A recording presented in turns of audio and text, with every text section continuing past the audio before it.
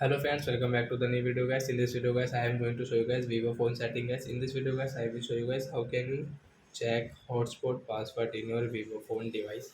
Guys, you want to check your hotspot password in your vivo phone, so guys you can check it. And guys, now let's see how to check hotspot password in our vivo phone. In this video guys, I am going to show you friends how can you check.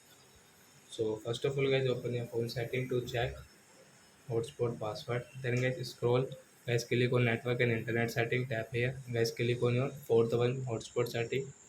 Wi-Fi hotspot setting, guys tap here, guys you can see hotspot password, tap here, guys you can check your hotspot password from here in your vivo phone.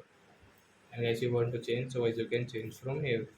So I hope friends you have understood how to check hotspot password in our Vivo phone. So that's it guys. Thanks for watching. So as now we will meet on guys next video guys with new topic. Before going guys, please go and like my video, subscribe my channel. Bye bye friends. Thanks for watching. Bye.